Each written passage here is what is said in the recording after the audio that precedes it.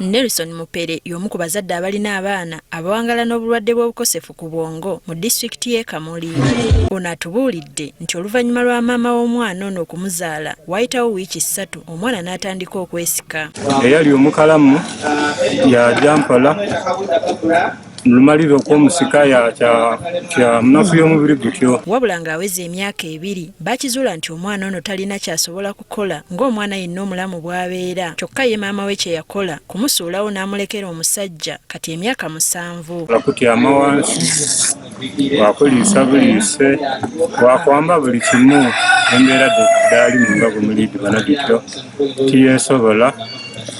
Wakusumira busumire buli kintu. Ekyennaku nti olw'okuba omwana ono yeetaaga okulabirira buli kadde, omusajja eyali omuzimbi ebyokukola yabivaako n'asalawo okulabirira omwana we ng'alina essuubi oba oliawo alitereera. Sookera yala mwana muwala ajja ng'akula asaana okuba ni maama we nga namulabirira nza amulabirira ate kaye yansalako emirimu egyange ginaalibeera tinkola omupakalisa yaba nga agisazeeku tusobola kujja kupakasa lwa mwana ono. Kati akulira amaka ga Katalemwa Cheshire Herbert Tuhumwire agamba kizuuliddwa nti omuwendo gw'abaana abalina obuzibu buno mungi naddala mu disitulikiti y'e Kamuli. Tusanze abaana bangi balina buno obulwadde naye ekirabika tugezaako okubuulira abazadde balabirira abaana bano balye bulungi ng'omukyala ali lubuto alye bulungi ate bw'abanga alina olubuto abeere ng'agenda kuweereza ssente ku ddwaliro bamukebere balabe oba ali bulungi. Kino bakitadde ku bakyala abalwawo okuddukira mu ddwaliro nga bali mbuto, obutabanguko mu maka, abakyala okukozesa ebiragalalagala nga bali mbuto n'ebirala. Bw'okola antenatal care ng'oli lubuto abasawo bagenda kuyambako ne bakuwa obuweke bwa folic acid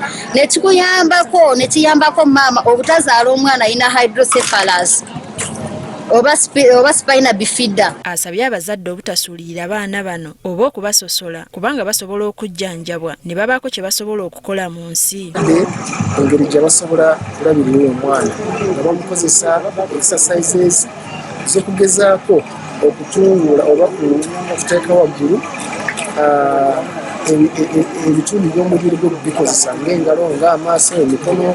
Let's ono omwana yeetaaga okukola exercises what we call like physiotherapy oba n'ekirala oba yeetaaga ebintu ebimuyambako okuva mu kifo kimu okugenda mu kirala, let us call them assistive devices, oba n'ekirala nti yeetaaga endya ennungi. Abaana bano badduukiriddwa n'ebintu eby'enjawulo omuli obugaali, emiggo, engatto, obutebe n'ebirala okubayambako mu bujjanjabi n'okutambuza obulamu bwabwe.